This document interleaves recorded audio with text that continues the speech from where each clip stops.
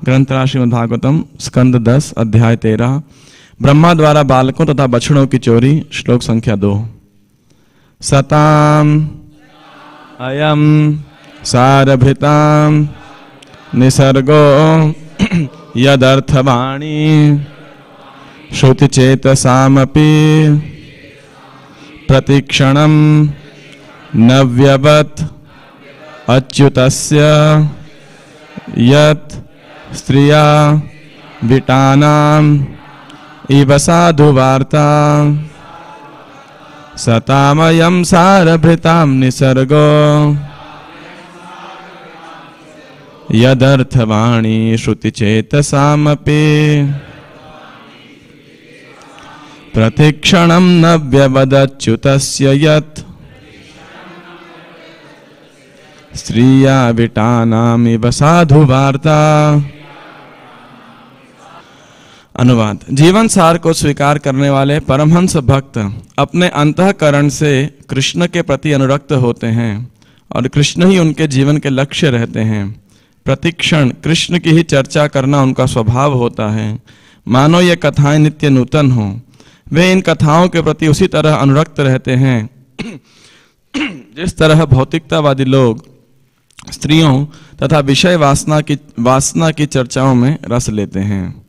हमारे पीछे जन्मात दोहरा सकते हैं। जीवन सार को स्वीकार करने वाले परमहंस भक्त अपने अंतःकरण से कृष्ण के प्रति अनुरक्त होते हैं और कृष्ण ही उनके जीवन के लक्ष्य रहते हैं।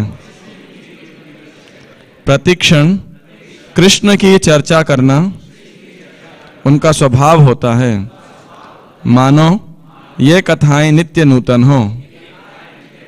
वे इन कथाओं के प्रति उसी तरह अनुरक्त रहते हैं जिस तरह भौतिकतावादी लोग स्त्रियों तथा विषय वासना की चर्चाओं में रस लेते हैं। तात्पर्य। सारभृताम का अर्थ है परमहंस। हंस दूध तथा पानी के मिश्रण में से दूध ग्रहण कर लेता है और जल को अस्वीकार कर देता है। इसी तरह जो व्यक्ति आध्यात्मिक जीवन तथा कृष्ण भावनामृत स्वीकार कर लेते हैं और कृष्ण को ही हरेक के प्राणधार समझते हैं, वे स्वभावतः क्षण भर के लिए भी कृष्ण कथा का परित्याग नहीं कर सकते। ऐसे परमहंस सदैव अपने अंतःकरण में कृष्ण दर्शन करते हैं। संतः सदैव हृदयेषु विलोकयन्ति। काम क्रोध तथा भय इस जगत में तो सदैव बने रहते हैं, किंतु आध्यात्मिक जगत में इनका उपयोग कृष्ण के लिए ही किया जाता है। कामम कृष्ण कर्मार्पणे। अतएव परमहंसों की यह अभिलाषा रहती है कि वे सदैव कृष्ण के लिए कर्म करें। क्रोधम भक्त द्वेषी जने।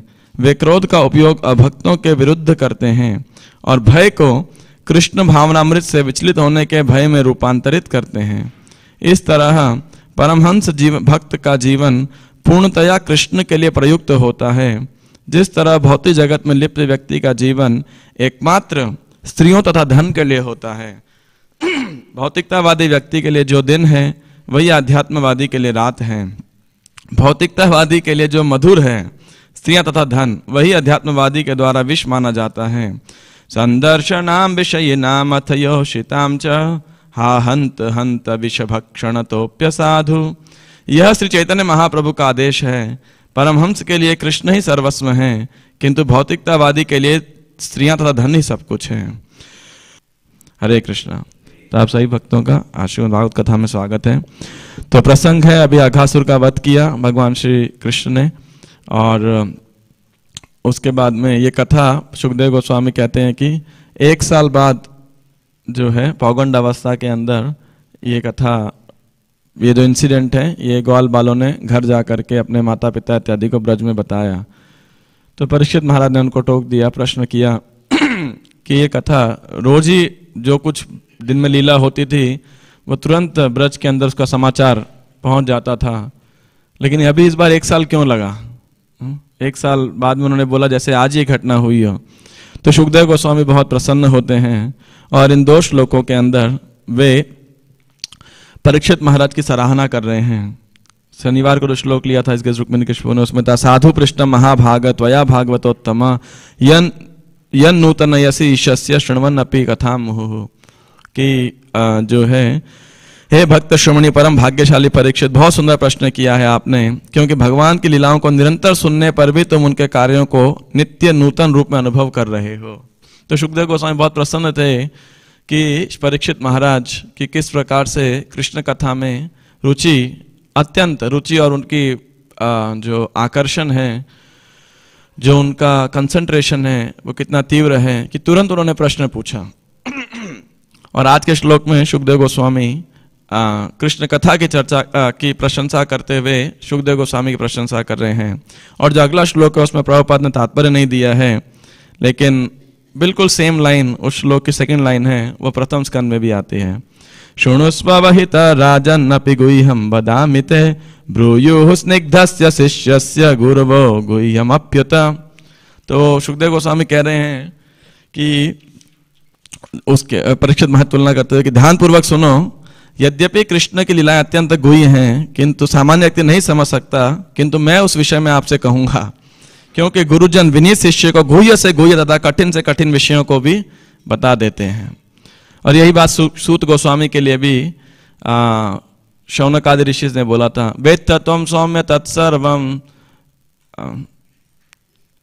तत्वस्तदनुग्रहात् ब्रूयुः स्निग्धस्य शिष्यस्य गुरवो गुह्यमप्युत। सेम उनका भी एक क्वालिफिकेशन कि ब्रूयुः स्निग्धस्य शिष्यस्य, कि आप बहुत ही स्निग्ध शिष्य हैं, बहुत ही आज्ञाकारी, बहुत ही विनीत, बहुत ही सौम्य आपका चरित्र है। इसीलिए क्या है, गुरवो गुह्यमप्युत, कि आपके जो गुरुजन हैं उन्होंने आपको गुह्य ज्ञान भी प्रदान किया है। आज के श्लोक में बताया है, सताम अयम सारभृताम निसर्गो यदर्थवाणी श्रुतिचेतसामपि प्रतिक्षणम नव्यवदच्युतस्य यत् स्त्रिया विटानाम इव साधुवार्ता। सताम अयम, सताम मतलब भक्तों का, सारभृताम परमहंसों का, परम जिन्होंने केवल जीवन सार स्वीकार किया है। तो परमहंस प्रभुपाद जी तात्पर्य बता रहे हैं, हंस वो है जो दूध और पानी के अंदर से क्या निकाल लेता है, केवल दूध निकाल लेता है और पूरे पानी को छोड़ देता है वो। तो उसी प्रकार से परमहंस क्या है, कले दोष निधे राजन अस्ति एको महान गुण कीर्तनादेव कृष्ण से मुक्त संगः परम व्रजेत। कि इस कलयुग के अंदर बोला गया है कले दोष निधे राजन, कि हे परीक्षित महाराज, ये कलयुग क्या है, दोषों का खजाना है, दोषों का सागर है। अर्थात एक एक मॉलिक्यूल जो है किससे भरा हुआ है, दोष से ही भरा हुआ है। अगर देखा जाए तो जो भी हम हमारे आसपास कुछ भी हम देख रहे हैं, कले दोष निधे खजाना है ये। सागर में आप जाएंगे तो नमकीन पानी मिलेगा, ऐसे ही हर चीज जो हम देख रहे सुन रहे वस्तुतः दोषपूर्ण है। किंतु अस्ति एको महान गुण, इस कलयुग में क्या है, एक महान गुण है। अगर भक्त लोग आगे आना चाहें तो आ सकते हैं, काफी जगह है पीछे। वो क्या है, कीर्तनादेव कृष्णस्य मुक्त संघ परम व्रजेत, कि भगवान श्री कृष्ण के नाम का कीर्तन करने से व्यक्ति क्या हो सकता है, मुक्त हो सकता है। तो जो सारग्राही जो भक्त हैं वो क्या है, जो परमहंस हैं सारभृताम, वो कलयुग के इस एसेंस को ग्रहण करते हैं। और यही परीक्षित महाराज ने भी ग्रहण किया कि कलयुग को शरण देने के लिए बहुत सारे नुकसान हैं, लेकिन दो फायदे हैं सिर्फ। पहला क्या है, कलयुग के अंदर मन से किए हुए पाप नहीं लगते हैं, है ना। उसको फिजिकली करेंगे तो ही रिएक्शन मिलेगा। पूर्व जन्म के अंदर तो कोई विचार भी करेगा पाप का तो उसको पाप का रिएक्शन लगता था, तो ये एक एडवांटेज है। और दूसरा क्या है कि भगवान श्री कृष्ण के नाम कीर्तन करने मात्र से व्यक्ति का उद्धार हो सकता है। इसीलिए 11वें स्कंद में भी एक श्लोक आता है, किसी को याद है वो श्लोक, सार कलिमसम कलिमसम कलिम सभा जयंत्यार्यम गुणज्ञ सारभागिनः, नेक्स्ट लाइन क्या, यस सर्वस्वार्थोभिलभ्यते, कि कलिम सभा जयंत्यार्य, कि जो आर्य लोग हैं, जो विद्वान जन है, वो क्या कर रहे हैं, कलयुग की सभा जयंत्यार्य, वो उसकी पूजा कर रहे हैं, उपासना कर रहे हैं। लोग तो कलयुग की निंदा करते हैं, लेकिन जो गुणज्ञ सारभागिनः, जो सार ग्रहण करने वाले हैं, जो गुण को जानने वाले हैं वो इस कलयुग की उपासना करते हैं। यस्य संकीर्तने नैव सर्व स्वार्थो विलभ्यते, क्योंकि केवल संकीर्तन यज्ञ से क्या हो सकता है, परम सिद्धि प्राप्त हो सकती है इस कलयुग के अंदर। ज्यादा कुछ भी आपको बड़ा कार्य करने की जरूरत नहीं है। तो अभी 14 जनवरी को जो कि इस्कॉन जुहू मंदिर को 43rd एनिवर्सरी महोत्सव था, मकर संक्रांति के दिन। प्रभुपाद जी 14 नवंबर को प्रभुपाद जी का तिरोभाव हुआ 1977, और प्रभुपाद जी ने सबसे ज्यादा समय कहीं पे बिताया तो वो था बॉम्बे। लगभग 550 दिन अपने पूरे 12 साल के काल के अंदर प्रभुपाद जी ने जो है मुंबई में बिताए थे। और उस दिन ये एक पुस्तक रिलीज हुई थी गिरिराज महाराज के द्वारा, I will build your temple. तो प्रभुपाद जी ने वचन दिया था किसको, I will build your temple the Juhu story. और गिरिराज महाराज जो कि 78 से लेके 1992 तक 14 साल तक महाराज ने उस मंदिर का, उससे पहले इनफैक्ट प्रभुपाद जी ने उनको प्रेसिडेंट बनाया था, वहाँ पे सेवा किया। और जो भी स्ट्रगल हुआ उसका सबसे डिटेल्ड ब्यौरा गिरिराज महाराज ने इसके अंदर लिखा है। बहुत समय लगा उन्हें बुक लिखने के लिए, और ये बुक उस दिन रिलीज की गई थी। तो क्या पॉइंट था, गुणज्ञ सार भाग्य न। हाँ, तो प्रभुपाद जी जब वहां पर इतना स्ट्रगल हुआ तो भक्त लोग जो भी टॉर्चर हुए बहुत सारे, इस बुक का पढ़ सकते हैं। मैं अभी वर्तमान में से पढ़ रहा हूँ मतलब। तो प्रभुपाद जी ने एक बारी जब सब भक्त लगभग आशा छोड़ दिए कि अब यहाँ मंदिर नहीं बनना, और कई भक्त विदेश चले गए थे, जब पुलिस ने आके पूरा मंदिर डिमोलिश कर दिया था, भक्तों को जेल में बंद कर दिया था, मार पिटाई किया था, तो फिर प्रभुपाद जी 30 भक्त रह गए थे करीब केवल वहाँ पे जुहू में, जो फिर भी संघर्षरत थे। लेकिन वो भी आशाहीन थे कि यहाँ मंदिर बना के क्या मिलेगा, क्यों बना रहे, इतना संघर्ष है यहाँ पे। तो प्रभुपाद जी ने एक समय भक्तों को उत्साह देने के लिए खाली ऐसा बोला, ठीक है मंदिर नहीं भी बनेगा तो कोई दिक्कत नहीं है, आप प्रचार कैसे भी कर सकते हो, कि संकीर्तन से ही प्रचार हो सकता है। भक्त डिफरेंस थे, बात तो सत्य है, अर्थात कि मंदिर से भी बनाने से या किसी भी कार्य से ज्यादा इंपॉर्टेंट क्या है, संकीर्तन यज्ञ होना। यह अलग भाषा में समझा जाए तो मंदिर बनाने का जो लक्ष्य है वह है संकीर्तन यज्ञ को प्रोपोगेट करना, है ना, मुख्य लक्ष्य ये है। तो सतामयम सार भृताम, जो परम हंस हैं वो सार को ग्रहण करते हैं। निसर्गो, उनका लक्षण या गुण। यदर्थवाणी श्रुतिचेतसाम अपि, कि जिनके जीवन का लक्ष्य, यद अर्थवाणी, उनके जीवन का, उनके लाभ का लक्ष्य क्या है, श्रुतिचेतसाम अपि, भगवान के दिव्य विषयों के आनंद को, यानी भगवान के दिव्य विषयों के बारे में श्रवण और कीर्तन करना, कि कथा को सुनना और उसको बोलना, यही उनके जीवन का लक्ष्य है। उनके लिए क्या होता है, प्रतिक्षणम नव्य वदत वद अच्युतस्य यत्, प्रत्येक क्षण उनके साथ कैसा है, नव्यवत, मानो नवीन से नवीनतर हो। भगवान कृष्ण की जो कथाएं हैं वो क्या है, नवीन से नवीनतर लगती हैं, और इसीलिए वो उस कथाओं के प्रति अत्यधिक अनुरक्त रहते हैं। कैसे अनुरक्त रहते हैं, इसके लिए एक उदाहरण दे रहे हैं शुकदेव गोस्वामी। स्त्रिया विटानाम इव साधु वार्ता, कि विटाना मतलब जो कि विषयी लोग हैं, जिनकी विषय वासनाएं बहुत रुचि है, तो ऐसे लोगों के लिए क्या विषय रहता है, टॉपिक क्या रहता है दिन भर चर्चा करने के लिए, श्रोतव्यादि राजेंद्र नृणाम संति सहस्रशः अपश्यतामात्म तत्वम गृहेषु गृहमेधिनाम। तो कि अनेकों हजारों टॉपिक डिस्कस करने के लिए, लेकिन वो टॉपिक का सेंटर पॉइंट क्या है, सेंस ग्रेटिफिकेशन, कि सिर्फ धन और कैसे यौन जीवन में अनुरक्त रहा जाए। आप देखिए जितने भी मैगजीन, अखबार, इंटरनेट पे अगर जितना भी हम पढ़ते हैं, या इवन लोगों के बारे में आप चर्चा भी कीजिए, आपस में लोग क्या बातें करते हैं, ज्यादातर टॉक किसके विषय में होगा, धन के विषय में और यौन जीवन के विषय में, अर्थ और काम के विषय के अंदर। और भगवान के बारे में जब चर्चा करनी होगी तो आप देखिए बहुत ही कम। सत्संग हमारे लिए नहीं है भाई, यू नो, हाँ हमारी मिसेज जाती है, यू नो, हम नहीं जाते, ऐसे लोग बोल देते हैं, उनके लिए ये सत्संग कथा इत्यादि, और लोग उसमें बहुत कम रुचि लेते हैं। लेकिन जहाँ पे भी इंद्रिय तृप्ति की बात आती है तो लोगों की उस विषय वस्तु में बहुत रुचि होती है। तो स्त्रिया बिटाना मिवसाधु वार्ता, कि ऐसे विषय वस्तुओं, व्यक्तियों की जिस प्रकार से रुचि रहती है विषय वस्तुओं के प्रति, उसी प्रकार बहुत आध्यात्मवादी या जो परमहंस हैं वो किस में रुचि लेते हैं, कृष्ण कथा के अंदर। विष्णु पुराण में श्लोक आता है, युवतीनाम यथा यूनि यूनम च युवतौ यथा मनोभिरमते तद्वन मनो में रमताम त्वयि। वो कह रहे हैं कि जिस प्रकार एक युवक है, कोई यूथ है, उसकी रुचि कहाँ पे रहती है? युवती नाम यथा यूनम, वो हमेशा उसके विचार में क्या रहेगा? युवतियों के बारे में। और यूनम च युवतौ यथा, और जो युवतियां हैं उनकी चिंता कहाँ रहती है? युवक कौन स्मार्ट है, ये विषय रहेगा। तो ये स्वाभाविक है, ये इसके लिए ज्यादा एंडेवर नहीं करना पड़ता, वो स्वाभाविक अट्रैक्शन है, नेचुरल अट्रैक्शन है। इसीलिए यहां बोल रहे मनोभिरमते तद्वन, हे भगवान वैसा ही स्वाभाविक आकर्षण किसके प्रति हो? मेरा आपके प्रति हो। मनो में रमताम तो मेरा मन आपके प्रति उसी प्रकार आकर्षित हो स्वाभाविक रूप से। अभी अगर ये प्रश्न पूछा जाए हम में से कितने लोगों का स्वाभाविक कृष्ण के प्रति मन लगा हुआ है, तो ये जो श्लोक है, जय श्री श्री राधा राधिका भगवान की जय, जगन्नाथ बल्लभ सुभद्रा महारानी की जय, कृष्ण बलराम की जय। तो हम पूछ नहीं रहे हैं, कोई पोल नहीं कर रहे हैं, लेकिन भक्त वैसे भी नम्र होते हैं। लेकिन ज़्यादातर में से हम लोगों का यही अनुभव होगा कि हमें कृष्ण में अपने मन को लगाने के लिए काफ़ी स्ट्रगल रहता है ना। एटलीस्ट मेरा व्यक्तिगत अनुभव नहीं, व्यक्तिगत रियलिटी यही है। लेकिन ये जो श्लोक है ये हमारे लिए एक प्रकार का लिटमस टेस्ट का काम कर सकता है कि हमने भक्ति में अभी कितना प्रगति किया है।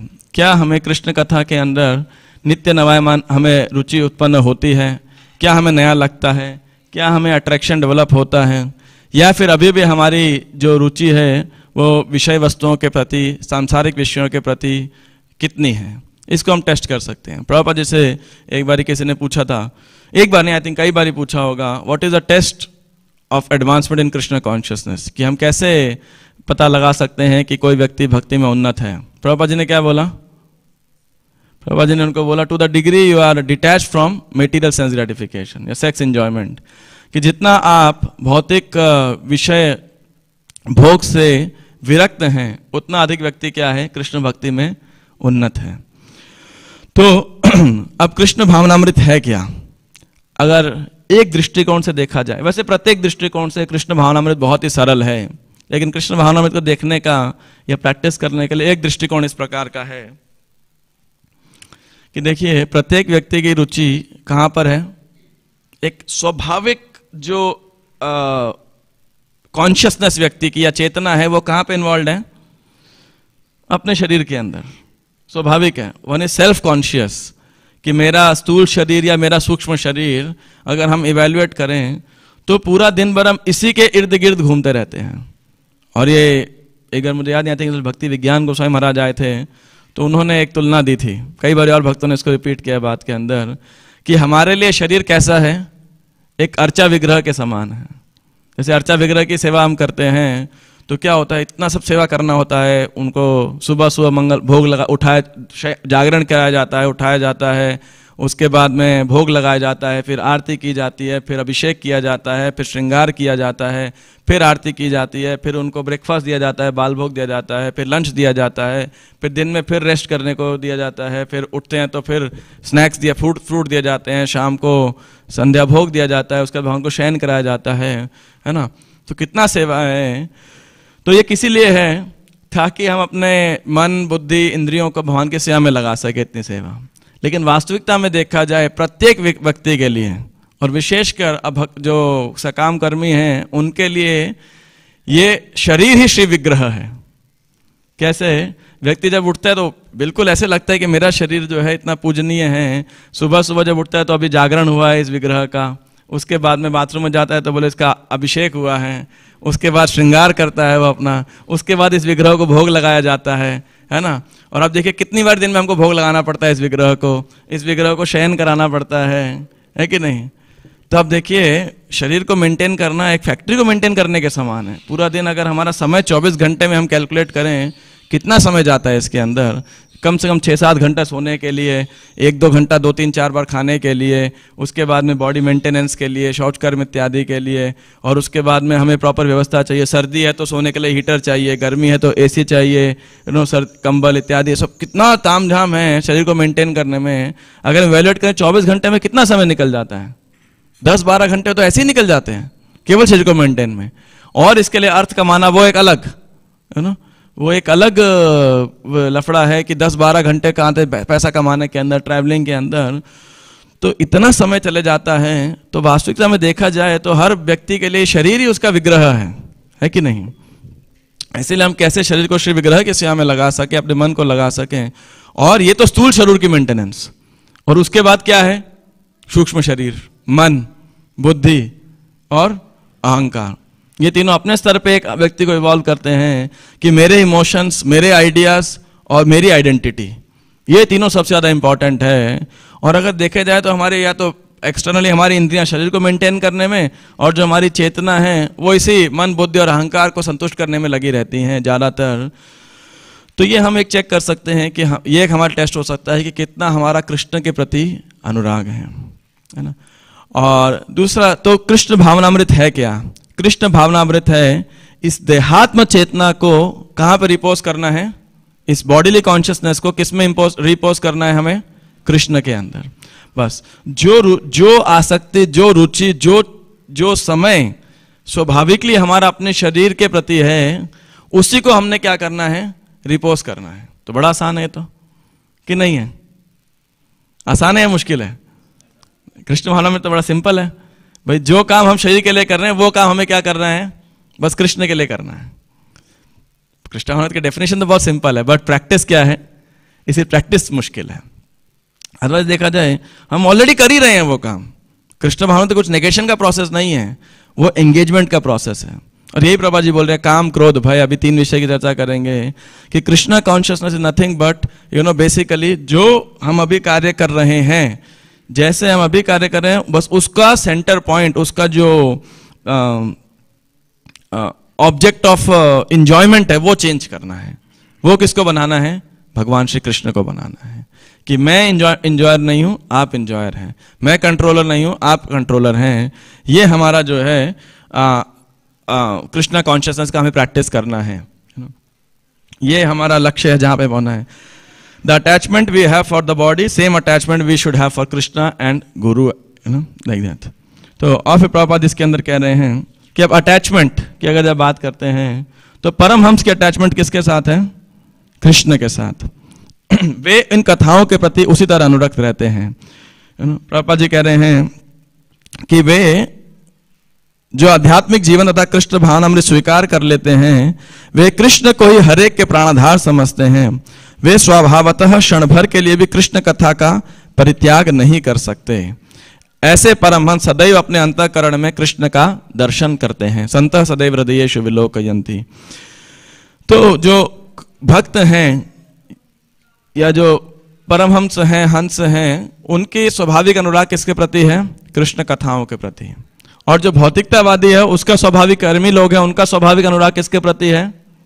धन और स्त्रियों के प्रति। जब हम स्त्रियों की बात करते हैं तो इसका अर्थ यह है कि स्त्रियों के पुरुषों के प्रति और पुरुषों की स्त्रियों के प्रति। It should not be taken literally as a gender discrimination, at least in the modern time specifically. तो व्यक्ति की रुचि हमेशा इन्हीं चीजों के अंदर रहती है ना। तो प्रभुपाद कह रहे हैं बस हमें क्या करना है? अब भौतिकतावादी और आध्यात्मिक जीवन में यही भेद है ना? कि काम, क्रोध, भय है वही चीजें, कृष्ण कॉन्शियसनेस के अंदर भी वो चीज है, वही चीज भौतिक जीवन के अंदर भी है।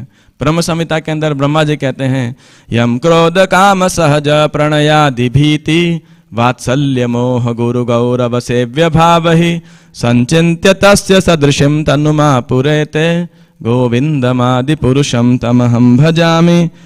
कि आध्यात्मिक जगत में देखिए, यम क्रोध काम सहज प्रणय आदि एटसेट्रा एटसेट्रा, भीति भय वात्सल्य मोह गुरु गौरव सेव्य भाव ही, ये सारी भावनाएं आध्यात्मिक जगत के अंदर भी हैं, लेकिन वो किसके लिए हैं? भगवान श्री कृष्ण के लिए हैं। तो ये भावनाएं वहां भी हैं, भौतिक जगत के अंदर भी हैं। काम, क्रोध, लोभ, मोह इत्यादि। प्रभुपाद ने 3 भावनाओं का चर्चा करें। पहला काम। काम अर्थात क्या है? आत्मेंद्रिय प्रीति वांछा, तारे बोले काम, कृष्णेंद्रिय प्रीति इच्छा, धरे प्रेम नाम। कि अपनी इंद्रियों की तुष्टि करना वो क्या है? उसकी इच्छा करना वो क्या है? काम है। और ग्रॉस रूप में देखा जाए तो वो स्पेसिफिकली यौन जीवन के बारे में बोला जाता है, काम वासना। तो व्यक्ति जब अपनी इंद्रियों की पूर्ति की इच्छा करना है तो वो क्या है? काम है। अब क्या ये काम आध्यात्मिक जगत में है? बिल्कुल है। लेकिन किस फॉर्म में है? भक्त कैसे लगाता है उसे? काम कृष्णार्पणे, है ना, कि कृष्ण कर्म यानी कृष्ण के लिए कर्म करने में। अम्बरीश महाराज के विषय में आता है, कामम च दास्ये न तु काम काम्यया यथोत्तम श्लोक जनाश्रया रति, कि कामम च दास्ये न तु काम काम्यया, उन्होंने अपनी इच्छाओं को किस में लगाया? कृष्ण की इच्छाओं को पूर्ण करने में लगाया। तो वही इच्छाएं हैं भौतिक जगत में, वही इच्छाएं हमें क्या करना है? कृष्ण में रिपोज करनी है।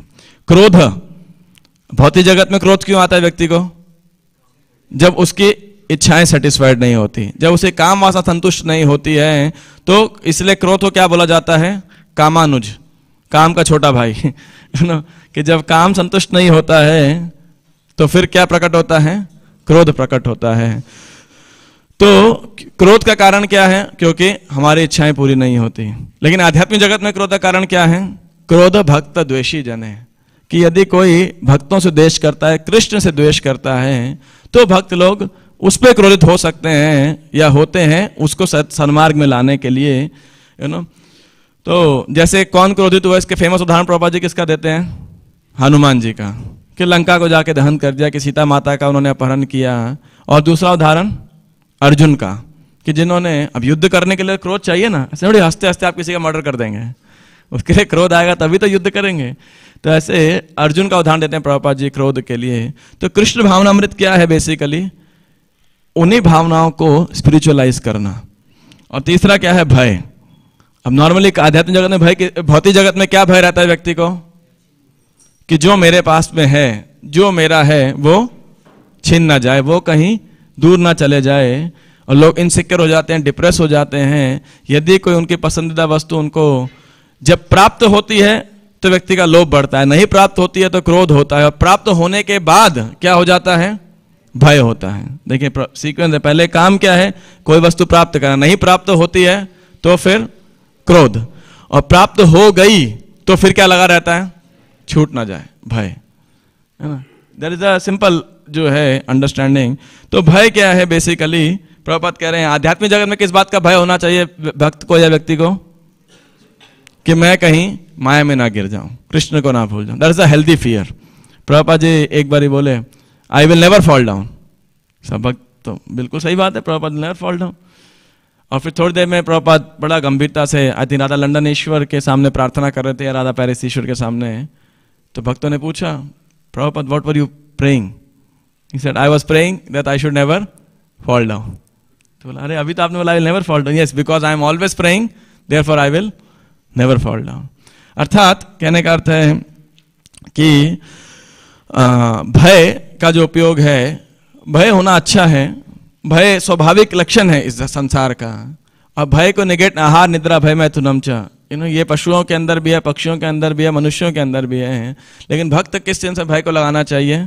कि क्या माया है और क्या कृष्ण भावनामृत, क्या योग माया और क्या महामाया है, ये क्या जड़ है और क्या चेतन है, क्या मैटर है क्या स्पिरिट है, इसमें भेद हमेशा व्यक्ति को रखने का प्रयास करना चाहिए। एक साधक को, जैसे अभी 2-3 दिन पहले वैकुंठ बचपन ने स्टोरी सुनाया था, you give Maya an inch, Maya will give you a mile, ऊंट और शेख का, कि माया से व्यक्ति को सदैव बच के रहना चाहिए। क्योंकि माया बस बोलेगी, माया आपको ये वैसे बोलेगी कि देखिए पूरा जीवन है आपके पास में, है ना, आप पूरा जीवन आप कृष्ण की सेवा करना, लेकिन क्या करो, मुझे आज का दिन दे दो बस। आज ये 2 मूवी रिलीज हुई है, ये देख करके, और अंतिम जो भी world cup final, T20 IPL जो भी चल रहा है वो देख करके, और ये आखिरी नॉवल खत्म करके आप क्या करो, कल से आप 16 माला करना, मैं आपको बिल्कुल डिस्टर्ब नहीं करूंगी, एकदम शांति से आप भक्ति करना, है ना। तो भक्त क्या बोलेगा? नहीं नहीं, क्या पता कल तक जीऊंगा नहीं जीऊंगा, अगर आज ही मृत्यु हो गई तो? बोले कोई बात नहीं, एक दिन नहीं दे सकते तो खाली आखिरी के 3 घंटे दे दो, ये अंतिम मूवी देख करके आप फिर ज्वाइन कर लेना। जैसे हमारे एक भक्त हैं, बहुत सीनियर डिवोटी हैं, तो उन्होंने 1987 में ज्वाइन किया था। तो बता रहे थे, वो कह रहे कि जब मैंने अब ज्वाइन करने का डिसाइड तो कर लिया था, लेकिन उस दौरान वो वर्ल्ड कप चल रहा था, तो उन्होंने बोला ये वर्ल्ड कप पूरा देख के फिर ज्वाइन करूंगा।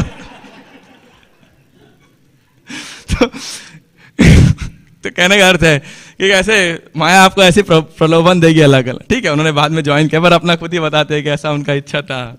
लेकिन वो माया आपको बोलेगी कि नहीं आप 3 घंटे, बस 3 घंटे दे दो मुझे, तो भक्त बोलेगा नहीं नहीं मेरे को ये भी नहीं देना, मैं नहीं दे सकता, समय व्यर्थ नहीं कर सकता, मैंने कृष्ण की शरण की है, तो ठीक है आप 1 घंटा दे दो।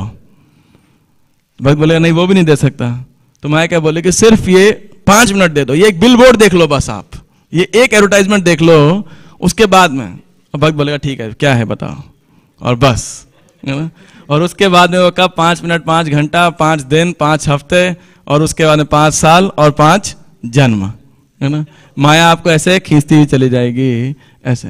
तो इसीलिए ये जो श्लोक है हम सबको गंभीरता दिलाता है कि हमें माया को कभी सस्ते में नहीं लेना चाहिए, क्योंकि माया 24 घंटे मैराथन के अंदर है, 24 घंटे 365 दिन, और वो कोई शक्तिशाली, कोई मतलब कोई साधारण प्रतिद्वंदी नहीं है, वो कृष्ण की शक्ति है, तो लगभग कृष्ण के ही समान शक्तिशाली है ना, और बहुत ही सूक्ष्म है ना।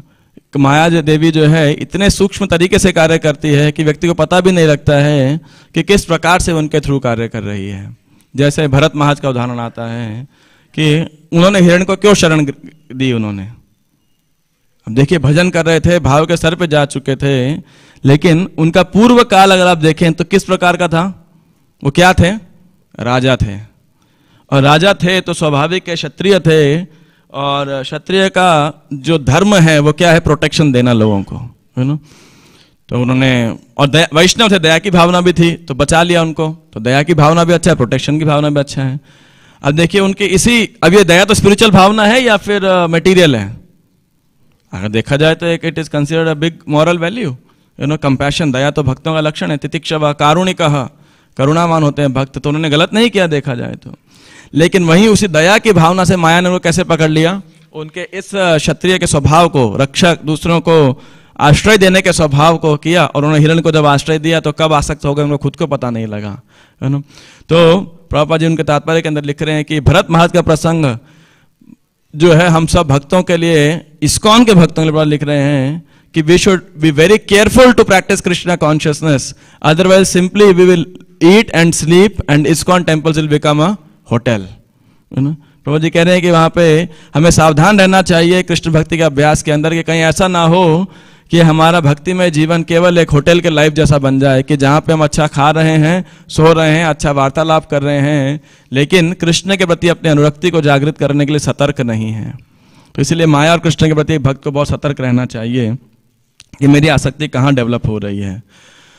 अब भक्तों के लिए एक और चुनौती है बहुत बड़ी, कि जो चीज नॉर्मली भौतिकतावादी जीवन के लोगों के लिए विष है, अमृत है, वही भक्त के लिए क्या है, विष है। ये बड़ा दुविधा का विषय है। अर्थात भौतिकतावादी व्यक्ति, एक कर्मी व्यक्ति और एक भक्त क्या है, दोनों बिल्कुल अपोजिट वेक्टर हैं, है ना। और कृष्ण गीता में कौन सा श्लोक कह रहे हैं इसके लिए, या निशा सर्वभूतानां तस्यां जागर्ति संयमी यस्यां भूतानि जागर्ति सा निशा पश्यतो मुनेः, कि जो साधारण लोगों के लिए दिन है वह आध्यात्मिक व्यक्ति के लिए, साधु के लिए क्या है, एक सेज के लिए क्या है, रात है। और जो साधु के लिए रात दिन है, जो साधु के लिए रात है वह साधारण लोगों के लिए दिन है।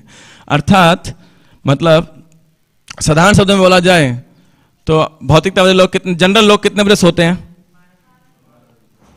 12 बजे सो जाते हैं, 12-1 बजे, और कई बार तो 2 बजे। और खासकर युवक लोग होते हैं जो यूथ के अंदर हैं, युवक युवतियाँ, वो कितने बजे सोते हैं, 3-4 बजे। पार्टीज कितने बजे खत्म होती है, शुरू कितने बजे होती है, रात के 10 बजे, 11 बजे, 12 बजे। खत्म कितने बजे होती है, सुबह 3 बजे, 4 बजे, है ना। भक्त लोग कितने बजे उठते हैं, 3 बजे, 3:30 बजे, 4 बजे, है ना। उनकी पार्टी शुरू है 4:30 बजे। तो बिल्कुल सिंपल, अगर एकदम देखा जाए श्लोक और चेक कर सकते हैं। मुझे इस बारे में हमेशा मैं बहुत बढ़ा देता हूँ, हॉस्टल में था तब कई बार मैं सुबह उठ के जाता था जब बाथरूम की ओर, तो लोग बोलते थे तो उठा है अभी जागा है, तो मैं बोलता था सोया है, उठा, सोने जा रहा है, उठा है। मैं बोला बाल्टी लेके तो नहाने जा रहा हूँ अभी। तो बोलते थे गुड मॉर्निंग। मैं बोला तुम सोने जा रहे हो अभी, तो बोले हाँ हम सोने जा रहे हैं। मैं बोला गुड नाइट। मैं लगभग डेली का एनकाउंटर था ये, तो रोज, यू नो, जितने भी 1-1.5 साल मैंने हॉस्टल में जितना ज़्यादा बिताया था, बाकी तो नहीं इतना बिताया। तो लेकिन प्रभुपाद जी यहाँ बड़ा अच्छा इसका परपोर्ट दे रहे हैं कि भौतिकतावादी के लिए जो मधुर है वो आध्यात्मिकवादी के लिए क्या है? वो विष है। निष्किंचन नस्य भगवन् भजनोन्मुखस्य पारम परम जिगमिशोर भवसागरस्य संदर्शनाम विषयिणाम अथ योषिताम च हा हंत हंत विषभक्षण तोप्य साधु। श्री चैतन्य महाप्रभु जब प्रताप रुद्र महाराज को भक्तों ने आग्रह किया उनसे मिलने के लिए, तो महाप्रभु ने यह श्लोक कोट किया और क्या बोल रहे हैं? निष्किंचनस्य भगवन् भजनोन्मुखस्य, कि जो व्यक्ति निष्किंचन होकर भगवत भजन में लगना चाहता है, पारम परम जिगमिशोर भवसागरस्य, और इस भवसागर को पार करना चाहता है, उसे क्या करना चाहिए? संदर्शनाम विषयिणाम अथ योषिताम च, उसके लिए विषय वस्तु स्त्रियों और स्त्रियों से अनुरक्त लोगों की जो संगत है वो क्या है? उनकी संगत करने से ज्यादा बेटर क्या है? हा हंत हंत विष भक्षण तोप्य साधु। बेटर है कि विष का पान कर लो राधे देन ऐसे विषयी वस्तुओं का, विषयी व्यक्तियों का संग करने से अच्छा है। क्यों? विष आपके एक बार शरीर को समाप्त करेगा, विषय आपको बारंबार जन्म मृत्यु के चक्र में फंसाएगा। तो इसीलिए वो सावधान कर रहे हैं। यह चैतन्य महाप्रभु का आदेश है। प्रभुपाद जी कह रहे हैं कि भौतिकतावादी के लिए जो मधुर है वही अध्यात्मवादी के द्वारा विष माना जाता है। तो एज डिवोटीज हम सबके लिए बहुत इंपॉर्टेंट है ये समझना कि क्या पॉइजन है और क्या नेक्टर है। और स्वाभाविक है भक्ति प्रारंभ में या उसके प्रैक्टिस के अंदर हमें पॉइजन जैसी लग सकती है। गीता के अंदर तमोगुण और सतोगुण और रजोगुण के सुख का विषय किया जाता है, तो लग सकता है रोज सुबह जल्दी उठना, ठंडी के अंदर जप करना इत्यादि कि बड़ा कष्टदायक है। हो सकता है भक्तों के संग में हमें थोड़ा कष्ट लग सकता है ना। हो सकता है भगवान की सेवा करना कष्ट लग सकता है मन बुद्धि अहंकार को, लेकिन वह भक्ति लग सकता है केवल मन बुद्धि अहंकार को जब इंद्रियां शुद्ध नहीं हुई हैं, लेकिन वास्तविकता में वह क्या है? मधुर है, वह अमृत है। भक्ति रस अमृत सिंधु, यह अमृत रस के अमृत का सागर है भक्ति जो है।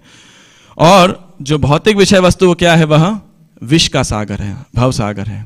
इस बात को एटलीस्ट थियोरेटिकली हमें कन्विंस होना चाहिए कि जब विषय वस्तु आए तो हमें क्या बोलना चाहिए कि नहीं नहीं, जैसे सर्प हो, जैसे कोई जहर आ गया हो, और अगर आपको कोई बोतल में सर्व करे कि प्रभु जी ये 200 ml पॉइजन फ्री में आपको दे रहा हूँ, आप ले लीजिए और साथ में 1 लाख रुपए भी आपको दे रहा हूँ, तो हम में से कोई स्वीकार करेगा? कोई स्वीकार नहीं करेगा। उसी प्रकार से जो भौतिक विषय वस्तु है, भौतिक विषय लोगों का संग है, हमें उसकी सावधान रहना चाहिए और कृष्ण कथा में अपनी रुचि को जागृत करने का जो है हमें अभ्यास करना चाहिए, प्रयास करना चाहिए। और कृष्ण कथा क्या करती है? वह शरीर से वह आपकी चेतना से सही प्रकार के अभद्रों को हटा देती है।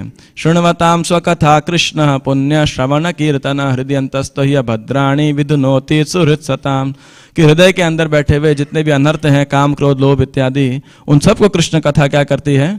साफ कर देती है। भगवान श्री कृष्ण कर्ण से प्रवेश करते हैं और कहाँ जाते हैं? हृदय में विराजमान होकर के। और भगवान श्री कृष्ण बहुत ही पवित्र व्यक्ति हैं, वो किसी गंदे स्थान में नहीं बैठते। तो इसलिए कृष्ण कथा क्या करती है? वैक्यूम क्लीनर का कार्य करती है, जो हमारे हृदय को अभद्रों से सफाई कर देती है। नष्ट प्रायेषु अभद्रेषु नित्यम भागवत सेवया, ताकि उसके अंदर कृष्ण जो हैं आ सकें। और इसके अलावा भी कृष्ण कथा हमें जो है, जब कोई व्यक्ति कृष्ण कथा में एब्जॉर्ब्ड होता है, प्रामाणिक श्रोता प्रामाणिक वक्ता के बीच में जब प्रामाणिक कथा होती है, तो व्यक्ति शुद्ध पिपास, भूख प्यास, नींद, भय, शोक, मोह इत्यादि से मुक्त हो जाता है। कृष्ण कथा के बहुत सारे साइड बेनिफिट्स भी हैं। गजेंद्र मोक्ष की कथा सुनते हैं तो क्या होता है? उसके में श्रुति फल क्या दिया गया है कि आपको दुःस्वप्न से मुक्ति हो जाती है। कई बार लोगों को नींद नहीं आती रात के अंदर, स्वप्न आते हैं। तो साइड इफेक्ट्स भी हैं बहुत सारे। एक है प्राइमरी इफेक्ट्स, एंड कृष्ण कथा हर चीज का समाधान है। कृष्ण कथा सेमंतक मणि के पास टाइम में क्या श्रुति फल दिया गया है कि जो इस कथा को बोलता है, पढ़ता है, सुनता है, वह डिफेमेशन से बच जाता है। किसी प्रकार के डिफेमेशन को हिंदी में क्या बोलेंगे? अपमान से या अपयश से बच जाएंगे। तो ऐसे भी अनेकों कृष्ण कथा के वरदान हमको प्राप्त होते हैं। शिव जी अपने रुद्र गीत के अंदर प्रचेताओं को श्रुति फल देते हैं अनेक जगह पे कि इस कथा को सुनने और बोलने का ये परिणाम है। तो हमारे जीवन में हम कैसे इस कृष्ण कथा को के प्रति रुचि जागृत कर सकते हैं? उसके लिए एक महत्वपूर्ण चीज है प्रसंगम अजरम पाशम आत्मनो कवयो विदुष एव साधुषु कृतो मोक्ष द्वारम अपावृतम, कि कृष्ण कथा में रुचि जागृत करने के लिए जो कृष्ण कथा हमको दे रहे हैं उनके प्रति यदि हमारा आसक्ति हो, उनके प्रति यदि हमारा आभार हो, प्रेम हो, तो स्वाभाविक रूप से उनकी वाणी को अनुकूल करना, सुनना और स्वीकार करना हमारे लिए आसान हो जाता है, आसान हो जाएगा। यानी श्रील प्रभुपाद ने हमको कृष्ण कथा दिया, भगवान श्री कृष्ण दिए, इस कृष्ण कथा का, कृष्ण भावनामृत का पूरा पैकेज श्रील प्रभुपाद ने दिया और उनके आने वाले शिष्यों ने इस संकीर्तन यज्ञ के अंदर पूरा उनके प्रति समर्पण करके हम तक इस संदेश को पहुंचाया। तो इसीलिए उनके प्रति अपने आभार को हमेशा प्रकट रखें, उनकी सेवा करें हम और उनकी प्रसन्नता के लिए कार्य करें। कृष्ण तो शायद उससे हमारे लिए दूर हों, यू नो, लेकिन प्रभुपाद और जो हमारे आध्यात्मिक गुरु हैं, जो वैष्णव हैं, उनकी प्रसन्नता के लिए यदि हम कार्य करते हैं, विशेषकर आध्यात्मिक गुरु श्रील प्रभुपाद की, जिस प्रकार रामानुजाचार्य संप्रदाय के अंदर प्रत्येक, आज भी 1000 साल के बाद भी लोग क्या बोलते हैं, I am doing it for pleasure of Ramanujacharya, you know, कि हर भक्त अपने आप को रामानुजाचार्य से कनेक्टेड फील करता है। उसी प्रकार हमारे आध्यात्मिक जीवन और इस संस्था के भविष्य के लिए, दोनों के लिए, इस प्रचार के आंदोलन के लिए बहुत महत्वपूर्ण है कि प्रत्येक भक्त श्रील प्रभुपाद से अपना यूनिक संबंध स्थापित करे, यू नो, और ये कोई थ्योरेटिकल बात नहीं है, यू नो, और उनकी कथा को सुन करके, उनसे प्रार्थना करके और उनसे कनेक्टेड रह करके और उनके कनेक्शन में रह करके सेवा करके जब हम कृष्ण कथा का श्रवण करें, यू नो, कि देखिए जैसे मान लीजिए हमको किसी भी वक्ता से सुनना अच्छा लगता है तो अच्छी बात है, लेकिन हमें देखना चाहिए कि इस वक्ता के एम्पावरमेंट का स्रोत कहाँ है। वो स्रोत है श्रील प्रभुपाद। अगर प्रभुपाद जी नहीं होते तो हम में से कौन कृष्ण कथा कर पाता या सुन पाता, you know. So we should be always grateful to Srila Prabhupada इस प्रकार से। और इस संस्था में, हमारी सेवा में कुछ भी हो, लेकिन प्रभुपाद ने हमें कृष्ण दिए हैं, प्रभुपाद जी ने हमें सेवा करने का अवसर प्रदान किया है, ये भक्तों का संग दिया है, ये प्रसाद हमको दिया है। आज सुबह एक भक्त कह रहे थे कि चैतन्य महाप्रभु के आंदोलन में प्रसाद की कोई कमी नहीं होती है ना, आप किधर भी जाओगे आपको प्रसाद मिल जाता है। कई भक्तों का अनुभव होगा ये कि अभी तो प्रैक्टिकली दुनिया किसी भी कोने में जाएंगे आपको कहाँ से प्रसाद मिल जाएगा। अभी 1-2 दिन पहले मैं एक जगह पे गया था, ऑलमोस्ट वो विलेज जैसा ही सेटअप था। तो एक भक्त कुछ एकादशी के दिन पे, तो वो एकादशी का सामान खरीदने के लिए गए ताकि वहाँ कुकिंग कर सकें। तो वो अपना बीड़ बैग लेते लेते गए थे सामान खरीदने के लिए, और जब वापस आए तो उन्होंने एक बात बोली कि मुझे एक माता जी मिली, वो भी हाथ में बीड़ बैग लेके जब कर रही थी। आप सोचिए, मतलब ऑलमोस्ट वो विलेज जैसा ही, ऑलमोस्ट विलेज है वो, मतलब ठीक है शहर के बीच में, लेकिन जो है तो उन्होंने पूछा कि भाई आप क्या जप करते हो। ठीक है, हरे कृष्ण मंत्र नहीं बोले, राधे राधे जप करते हैं, बिना जुड़े हुए हैं, लेकिन कहने का अर्थ है कि आप किधर भी जाएंगे आपको भक्त मिल जाएंगे आज प्रभुपाद जी की कृपा से। तो उनके प्रति वो आभार हम प्रकट करते हुए, और श्रील प्रभुपाद के प्रवचनों को जरूर सुने, है ना, ये बहुत महत्वपूर्ण है। प्रभुपाद जी की वाणी को, प्रभुपाद जी के विषय के अंदर, इस साल तो 125वीं शताब्दी है प्रभुपाद जी के, 1896 में प्रभुपाद का अवतरण हुआ था। तो ये साल भक्त लोग बहुत सारे इनिशिएटिव ले रहे हैं प्रभुपाद को प्रसन्न करने के लिए, प्रभुपाद जी गुणगान करने के लिए, कि कैसे यू नो भक्त लोग, जैसे पुस्तक भी इसलिए अर्पण की गई 125th एनिवर्सरी में, इस्कॉन टेम्पल के जुहू के एनिवर्सरी के ऊपर। और भक्त लोग प्रयास कर रहे हैं कि प्रभुपाद जी की जो बायोग्राफीज़ हैं ज़्यादातर इंग्लिश के अंदर है, उसे हिंदी और अन्य प्रसिद्ध भाषाओं के अंदर उनका भी ट्रांसलेट किया जा सके। तो प्रभुपाद के विषय में सुनना, प्रभुपाद के विषय में बोलना, प्रभुपाद के विषय में मनन करना, वो कृष्ण कथा से अभिन्न है, और वो हमें बहुत अच्छे से डायरेक्ट करेगा कृष्ण भावनामृत के प्रति, कृष्ण के प्रति अनुरक्त होने के लिए, कि प्रभुपाद जी का आदेश है ये। प्रभुपाद जी ने एक प्रवचन में बोला शिष्य भक्तों को, you can never understand Krishna by your senses. भक्त लोग डिप्रेस। फिर उसी प्रवचन के एंड में प्रवचन करें, just try to understand Krishna and make your life and this will make your life perfect. अभी बोल रहे हैं कृष्ण को आप समझ नहीं सकते, और फिर प्रभुपाद जी प्रवचन के अंत में कह रहे हैं, just try to understand, Krishna को समझने का प्रयास करो, आपका जीवन सार्थक हो जाएगा। वक्त बड़े कंफ्यूज, भाई अब जब समझ ही नहीं सकते तो समझने का प्रयास क्या करो, है ना। तो प्रभुपाद से बाद में किसी ने पूछा, या किसी भक्त ने अपना, प्रभुपाद डिसाइपल को बता रहे थे कि प्रभुपाद जी हमें क्या कह रहे थे कि देखिए हम अपनी सीमित बुद्धि से, हम अपनी भौतिक शक्ति से कृष्ण को नहीं जान सकते, समझ सकते, है ना, ये हमारी इस बुद्धि के परे है। लेकिन हम क्या कर सकते हैं, कृष्ण के प्रति शरणागत हो सकते हैं कि प्रामाणिक भक्तों से, प्रामाणिक शास्त्रों से, गुरुजनों से हम कृष्ण को समझने का पूरा भरसक प्रयास कर सकते हैं। तो जब ऐसा प्रयास करेंगे तो क्या होगा, कृष्ण हमसे प्रसन्न होंगे, और जब कृष्ण प्रसन्न होंगे तो वो अपने आप को रिवील करेंगे।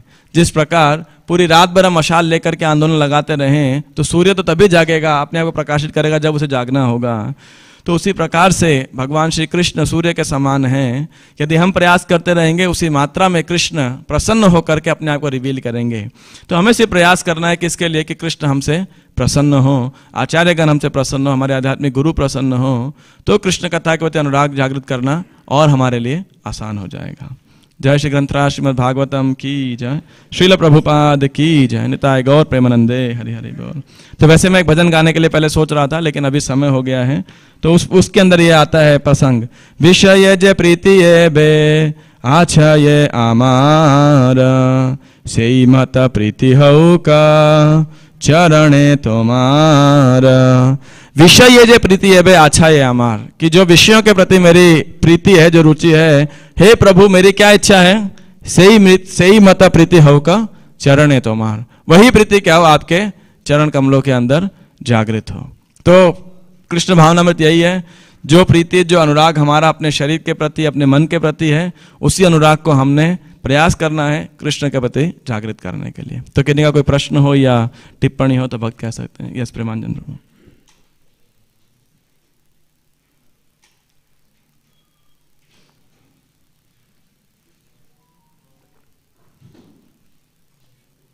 बताया कि कलयुग में प्रत्येक मॉलिक्यूल में कुछ ना कुछ दोष है, साथ ही साथ ये भी कहते हैं कि भगवान की सारी रचना परफेक्ट है, कंप्लीट है। दोनों बातों को एक साथ कैसे समझें? दोष का अर्थ वैसे दोष नहीं कि imperfection, you know, it's not matter of that is saying कलयुग का नेचर ये है, मतलब परफेक्टली दोषों से भरा हुआ है। कृष्ण परफेक्ट क्रिएशन के ये दोष भी इतने परफेक्टली भरे हुए हैं इसके अंदर, यू नो। एक हो गया परफेक्शन के जहां पे कोई त्रुटि है, अपूर्णता है, बाय डिजाइन ये है। तो कृष्ण उसके कलयुग का जो स्वभाव है बाय डिजाइन ये इसके अंदर की it's not imperfection but faults, you know, so many, इसको कैसे बोलेंगे, मतलब दोष का जो दूसरा पार्ट को मिसगिविंग्स या अनर्थ हैं, यू नो, या बुराइयां हैं कह सकते हैं, वाइसेस हैं इसके अंदर बहुत सारे, वो हैं। इट डज नॉट शो कि ये इम्परफेक्शन है, इट्स कंप्लीट इनहेरेंट कैरेक्टरिस्टिक्स कह सकते हैं। ये कलयुग का धर्म है बेसिकली, या स्वभाव है, परफेक्टली क्रिएटेड है, बिल्कुल है परफेक्टली क्रिएटेड। तभी तो यहाँ का दोष भी हमें क्या लगता है, ऐसा इल्यूजन आप देखिए, वो सारा दोष भी एकदम गुण लगता है। लिटरली आप देखिए, यू नो, अभी मैं एक हफ्ता पहले जब मुंबई के अंदर जीबी वाड़ा के अंदर, तो जो हमारी अंडरस्टैंडिंग है वैदिक कॉन्सेप्ट उसके बिल्कुल विपरीत है। हमें लगता है कि आज का जो मॉडर्न सैनिटेशन सिस्टम है ये कितना एडवांस्ड है, कि आपका जो अटैच बाथरूम टॉयलेट है, और ये बीमारी का घर है। आप देखिए ये इतना बड़ा बीमारी का घर है, लेकिन आप देखिए बड़ी बड़ी कंपनी एडवर्टाइजिंग क्या होता है कि क्या सुंदर टॉयलेट है, कितना बढ़िया वो बाथरूम है कि नहीं। तो अब देखिए इतना बड़ा दोष है ये, लेकिन लगता क्या है, उसका एडवर्टाइज किया जाता है, लगता है कि बहुत बड़ा गुण है।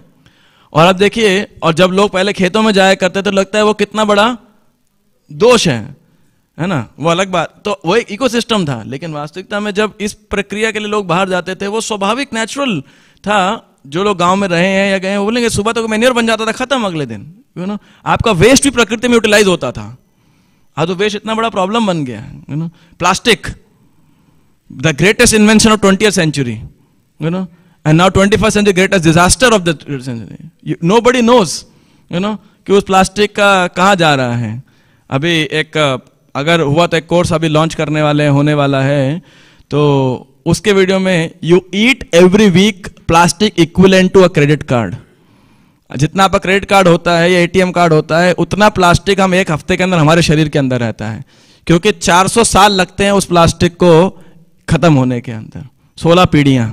आप सोचिए, दैट्स व्हाट, इतना परफेक्ट है वो दोष, यू नो, हमें क्या लगता है, गुण लगता है। और जो गुण है, जो पत्तल है, यू नो, वो लगेगा कितना दोष है, क्या यू नो, लेकिन वही स्टायरोफोम की होगी प्लेट या प्लास्टिक की होगी, वो गुण लगेगा। इतना परफेक्ट डिजाइन है देखिए कृष्ण का, माया का ऐसा, यू नो। इसी में एक चीज और, जैसा आपने सारे एग्जांपल दिए, ऐसे प्रॉपर भागवतम में भी कई सारे एग्जांपल्स देते हैं। तो कभी कभार लगता है कि एक पर्टिकुलर एग्जांपल को फॉलो करने के लिए वो इंडिपेंडेंटली नहीं हो सकता, उसके लिए पूरा इकोसिस्टम चाहिए। परफेक्ट। जैसा टॉयलेट्स बाहर के लिए, तो आज के संदर्भ में जितनी भी वैदिक चीजें हैं, तो यूजुअली ऐसा लगता है कि कहाँ से इसकी बिगनिंग की जाए। हरेर नाम ही व केवलम। प्रभुपाद इलाहाबाद कहने थे कुंभ मेले के अंदर, और हरे नाम का फिर बिगिन तो हो ही गया यस, मैं ये कह रहा हूँ इसलिए कि वहाँ पे भक्त डिटी वर्शिप कर रहे थे, आपका इतना तेज हवा आ रहा था, दिया बुझ गया। कई भक्तों ने प्रयास किया कुछ कुछ करने का, हर बार बुझ जाता था। प्रॉपर फाइनली फ्रस्ट्रेट होकर बोले हरे नाम ही केवलम है ना, कि कलयुग में कुछ नहीं विधि नहीं चलने वाली, केवल कृष्णा कीर्तन करो। कहने का अर्थ है कि ये आधार है हमारा, है ना। यदि संकीर्तन है कि हम करेंगे, उसके बाद क्रमशः भगवान हमें शक्ति बुद्धि सामर्थ्य सब देंगे कि एक एक करके इससे सब चीजें जो है प्रकट होंगी, ऐसा है। यदि भक्त, प्रभुपाद जी देखिए क्या है विश्वास है, भक्ति नाई वेदे नाई नामे खूब दारो, भक्ति वेदांत नाम वे सार्थक करो, और एक एक करके सब चीजें जो हैं वापस प्रकट होते जा रही हैं। तो ऐसे ही एक भक्त के हृदय के अंदर वैदिक नॉन वैदिक लेकिन भगवत धाम जानने का जो मार्ग है वो दिखता जाएगा। भगवान उसे बुद्धि शक्ति सब देंगे। इसको जनरलाइज कर पाना कि एक पूरे ग्रुप ऑफ डिवोटीज के लिए मेरी बुद्धि के बाहर है, लेकिन मैं सार रूप में ये कह सकता हूँ खाली। कोई भी इनिशिएटिव होता है, यूजुअली लोग एक इनिशिएटिव को हाईलाइट करते हैं, बट उस इनिशिएटिव की इंप्लीमेंटेशन के लिए 5-6 फैक्टर्स और अटैच्ड होते हैं। यस, उस वैदिक इकोसिस्टम के लिए। यस। तो फिर यूजुअली ऐसा लगता है कि ये चीजें उसी जमाने के लिए हैं, नहीं, के लिए सिर्फ हरिनाम संकीर्तन है, इसी पे बस फोकस करो, बाकी चीजें जैसे चल रही हैं उसके साथ go with the flow. we may go with the flow but temporarily to change the flow. A devotee, Prabhupada ji देखिए उसी करंट के साथ, प्रभुपाद जी ने पूछा, टेक्नोलॉजी को क्रिटिसाइज कर रहे थे, you know, aeroplane is, you know, तो किसी ने पूछा what about the aeroplane you are taking plane, that is useless, so why did you use it, Prabhupada to make it useful, to make it useful, है ना। तो इसका मतलब ये नहीं है कि अगर हम करंट फ्लो के साथ चल रहे हैं, इसका मतलब ये नहीं है कि भक्त उसी फ्लो के साथ चलते रहेंगे। We have to change the flow. Just for an example, Krishna Valley, जहाँ हंगरी के अंदर, they don't have paper currency. They have their own currency, you know, within the Eco Valley. क्योंकि ये paper currency is a big fraud, you know. सबसे बड़ा जो ये एक जो है, but it's a fraud. अगर देखा जाए ये चीटिंग का बड़ा स्रोत है। प्रभुपाद जी क्लियरली कहते थे इसे। तो आज नहीं कर पाए, लेकिन समय के साथ तो भक्तों को यू नो इस परिवर्तन को सोचना पड़ेगा। आज प्रारंभ करेंगे तो 200, 250, 500 साल बाद आने वाली पीढ़ियों को आप वो तोहफा दे पाएंगे, है ना। तो इसका मतलब ये नहीं है कि हम प्रारंभ ना करें किसी चीज़ को, यू नो, प्रारंभ करना होगा, जानना होगा इस चीज़ को। तो और प्रभुपाद जी ने ऐसे बहुत सारे इनिशिएटिव्स के लिए बहुत सुंदर शिक्षाएं, अपना ब्लूप्रिंट और मॉडल क्लियर दे रखा है, ऐसा नहीं है। So the second thing we need to do is look at the 7 purpose of ISKCON, और प्रभुपाद की शिक्षाओं के अंदर ऐसे इनिशिएटिव को देखिए कहाँ पर है वो। प्रभुपाद जी ने बहुत शिक्षाओं के अंदर क्लियर जो है ऐसे इनिशिएटिव्स को, उसके उन्हें क्लियर डायरेक्शन दिया हुआ है। प्रॉब्लम हो जाती है जब हम उस ब्लूप्रिंट से भी, संस्थापक आचार्य के ब्लूप्रिंट से भी डेविएट हो जाते हैं, तो then it becomes a little more challenging, है ना। और दोनों के बीच का एक टेम्पररी सॉल्यूशन आपको रखना पड़ता है ना। तो कई बार वो टेम्पररी सॉल्यूशन जानना चाहिए कि ये टेम्पररी है, be it education, be it our food habits, be it or whatever. So at least we should know that this is temporary stop gap solution. Am I able to satisfy Prabhu in some way? कोई और प्रश्न टिप्पणी किसी वक्त हो ना? जय ग्रंथराज श्रीमद् भागवतम की जय, श्रील प्रभुपाद की जय, निताय गौर प्रेमानंदे, हरे हरे बोल।